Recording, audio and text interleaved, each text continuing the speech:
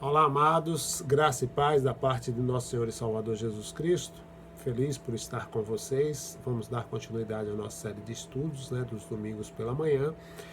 Guia fácil para entender o Apocalipse. Embora a gente não tenha entrado ainda no livro de Apocalipse, já vimos algumas coisas importantes para quando a gente entrar ficar mais fácil de entender. Já vimos sobre profeta, sobre profecia, sobre como entender as profecias bíblicas, E também vimos, com relação aos acontecimentos dos últimos dias, nós já vimos o tema dos últimos dias, já vimos sobre arrebatamento, hoje vamos falar sobre a tribulação. E como temos dito, a gente entende que o mundo em que a gente vive está organizado em torno de um princípio, o princípio da similaridade ou da uniformidade, que diz o seguinte: o mundo é o mesmo de ontem e amanhã será o mesmo de hoje. E essa é uma atitude moderna que é totalmente previsível e foi anunciada muito antes, pelo apóstolo Pedro em sua segunda epístola, no capítulo 3, versículo 3 e 4, em que ele diz o seguinte: para começar, vocês precisam saber que nos últimos dias os zombadores viverão os seus anos de glória, reduzindo tudo ao nível mais baixo. Eles nos provocarão. Então, o que aconteceu com a vinda de Cristo? Nossos antepassados estão mortos e enterrados e tudo está como sempre esteve. Desde o primeiro dia da criação, nada mudou. Então, tanto no passado quanto no presente, a gente sabe que as pessoas têm a tendência de ignorar ou de menosprezar o fato de que o mundo foi criado pela palavra de Deus a partir do nada. E essas mesmas pessoas veem com irrelevância o fato de que muitos séculos atrás, no que parecia ser um dia comum, Deus destruiu o mundo com um dilúvio. E com o mesmo desprezo, essas pessoas não levam em conta o fato de que a vida na Terra não vai continuar existindo do mesmo modo como a gente tinha há alguns meses atrás ou como a gente tem hoje. Porque Deus anunciou de forma antecipada em sua palavra que o fim de nossa era vai ser marcado por uma série de acontecimentos fantásticos, assombrosos, espetaculares, Então hoje a gente vai, como dissemos, falar sobre a tribulação. E a tribulação, ela é pós-arrebatamento. Algum tempo depois do arrebatamento vai ter início, esse período que é chamado de tribulação. A gente não tem assim especificado em nenhum lugar que a tribulação vai ter início após o arrebatamento, o que nos leva a crer que haverá um determinado espaço de tempo. Vai acontecer a tribulação pós-arrebatamento, mas dentro de um espaço específico de tempo. E esse será um período que vai ser considerado, à luz da palavra, é considerado o mais traumático da história da humanidade. A palavra de Deus nos aponta em Apocalipse 6,17 o seguinte: o grande dia da ira deles chegou. Quem pode suportar? Complexo. E esse dia também vai ser especialmente difícil para Israel. Jeremias capítulo 30, versículo 7, ele diz: o dia mais tenebroso nunca houve e não haverá dia igual, um tempo terrível de tribulação para Jacó, mas ele sairá com vida.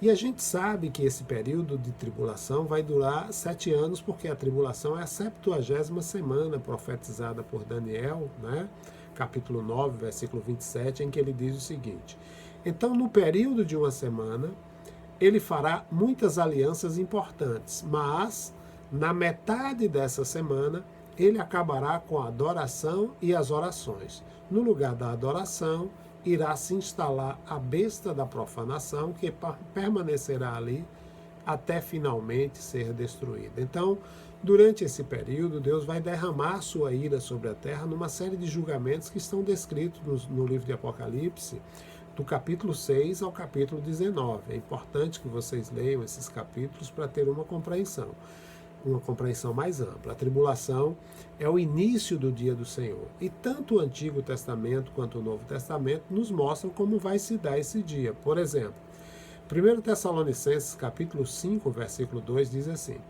vocês sabem tão bem quanto eu que o dia da vinda do Senhor não pode ser marcado no calendário. É como a visita do ladrão. Ele não vai avisar nem agendar uma reunião com vocês. O profeta Zacarias, no capítulo 14, inteiro, ele diz o seguinte, observem bem: o dia do juízo do Eterno está a caminho, o despojo será amontoado e distribuído. Estou reunindo todas as nações pagãs para guerrear contra Jerusalém. Casas serão saqueadas, mulheres serão estupradas, metade da cidade será levada para o exílio, a outra metade ficará para trás. Mas o Eterno vai marchar contra as nações pagãs e travar uma grande batalha. Esse é o dia em que vai fincar os pés no Monte das Oliveiras, de frente para Jerusalém, olhando do leste.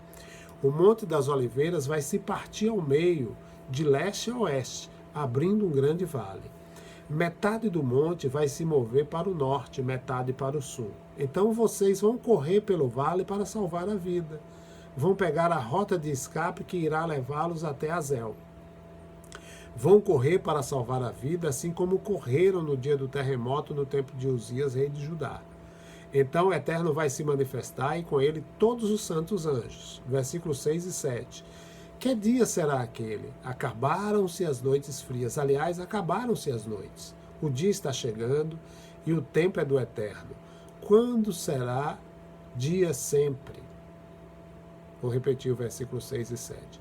Que dia será aquele? Acabaram-se as noites frias, aliás, acabaram-se as noites. O dia está chegando e o tempo é do Eterno. Quando será dia sempre? Cada anoitecer será uma nova manhã. Que dia será aquele? Rios frescos fluirão de Jerusalém, metade para o mar do leste, metade para o mar do oeste, fluindo o ano todo, no inverno e no verão. O Eterno será o rei de toda a terra. Um único Deus eterno que dia será aquele? A terra será muito ampla à volta de Jerusalém, até Geba no norte, a Rimon no sul, com Jerusalém no alto e no centro, e as imponentes portas da cidade, desde a porta de Benjamim até a primeira porta, a porta da esquina, até a porta de Ananeel e até os tanques de prensar uvas do rei, fazendo a cidade se encher de gente.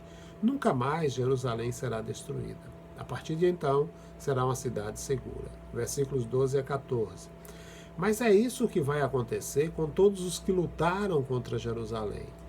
O Eterno vai afligi-los com uma praga terrível. A carne deles vai apodrecer nos ossos enquanto estiverem caminhando. Os olhos vão apodrecer, cada um na sua cavidade e a língua na boca. As pessoas vão morrer de pé. Quando isso acontecer, haverá uma histeria coletiva, pânico total. Vou repetir. Quando isso acontecer, haverá uma histeria coletiva, pânico total. Soldados lutando uns contra os outros, matando uns aos outros, um terror. Então Judá entrará na batalha. Versículos 14 e 15. Tesouros de todas as nações serão amontoados, ouro, prata, roupas de marca. A praga também atingirá os animais, cavalos, jumento, camelos, burros, tudo que estiver vivo nos acampamentos militares será atingido pela praga. 16 a 19. Todos os sobreviventes das nações pagãs que lutaram contra Jerusalém vão viajar a Jerusalém todos os anos para adorar o Rei, o Senhor dos Exércitos de Anjos, e celebrar a festa das cabanas. Se algum desses sobreviventes deixar de fazer essa peregrinação anual a Jerusalém para adorar o Senhor dos Exércitos de Anjos, não haverá chuva. Se os egípcios não fizerem a peregrinação para adorar, não haverá chuva para eles.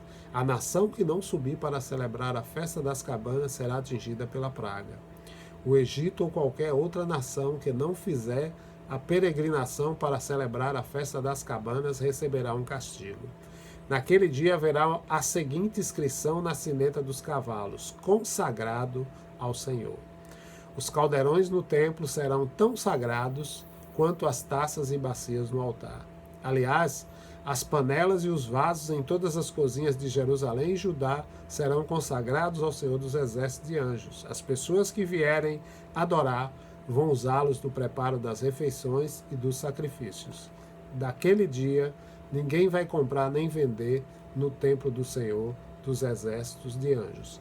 E Jeremias, no capítulo 30, versículos 7 a 9, ele diz assim: o dia mais tenebroso nunca houve e não haverá dia igual. Um tempo de terrível tribulação para Israel, mas ele sairá com vida. Então vou penetrar a escuridão, vou quebrar a canga do pescoço deles, vou soltá-los do arreio. Chega de trabalhar como escravo. Eles servirão o Eterno e ao rei da linhagem de Davi que vou designar. O dia do Senhor se estenderá também, amados, até o milênio que é descrito por Isaías. Isaías capítulo 19, versículos 23 a 25, ele diz: naquele dia haverá uma estrada do Egito à Assíria, os assírios vão poder se movimentar livremente no Egito e os egípcios na Assíria. Já não serão rivais e adorarão juntos egípcios e assírios. Naquele dia, Israel tomará seu lugar no centro entre o Egito e a Assíria, compartilhando as bênçãos. O Senhor dos exércitos de anjos que abençoou Israel, abençoará todos generosamente. Bendito seja o Egito, meu povo, bendito seja a Assíria, obra das minhas mãos, bendito seja Israel, minha herança. No capítulo 4, versículo 2 de Isaías, o profeta diz: mas acontecerá que o renovo do Eterno brotará verde e viçoso. O fruto da terra dará aos sobreviventes de Israel motivo para se orgulharem outra vez. E em Isaías capítulo 12, a palavra de Deus diz assim: e você dirá naquele dia: eu te agradeço, ó Eterno, tu estavas irado, mas tua ira não durou para sempre. Tu a retiraste e vieste me confortar. Sim, de fato, Deus é minha salvação. Eu confio nele e não vou ter medo. O Eterno, sim, o Eterno é minha força e minha canção, e o que é melhor, minha salvação.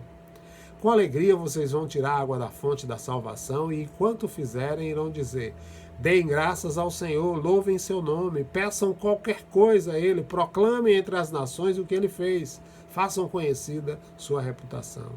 Cantem hinos de louvor ao Eterno. Foi Ele quem fez todas as coisas, que toda a terra saiba o que Ele fez. Cante de todo o coração, ó Sião, até que todos ouçam. O grande Deus habita entre vocês, o Santo de Israel, e incluirá a destruição dos céus e da terra atuais no fim daquele período. É o que vai acontecer, como diz, né? 2 Pedro, capítulo 3, versículo 10, da palavra de Deus, diz o seguinte, ó, 2 Pedro 3,10: mas quando o dia do juízo de Deus chegar, será sem anúncio, como um ladrão. O céu entrará em colapso com um estrondo ensurdecedor, e tudo desaparecerá no incêndio imenso. Neste dia, a terra e todas as suas obras serão expostas ao escrutínio do julgamento de Deus. Então tá aí, né?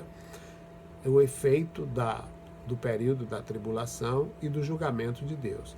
Próxima semana a gente vai continuar falando sobre tribulação e vamos falar especificamente sobre o anticristo e o falso profeta, ok? Que o Senhor nosso Deus aplique esses textos ao seu coração, que você possa reler à luz da palavra, né? Abrindo a sua Bíblia, na direção do Espírito Santo, para você entender como será, entender ainda com mais fidelidade, com mais veemência, o que será, né, o período da tribulação. E que o Senhor nosso Deus fortaleça a sua vida, fortaleça a sua fé, e que você continue firme, mesmo nesses dias difíceis, crendo que o Senhor é aquele que tem o comando de todas as coisas, o controle de todas as coisas, e nenhuma folha cai do chão, nenhum fio de cabelo da nossa cabeça cai sem a permissão do Eterno. Que o Senhor nosso Deus o abençoe em Cristo Jesus.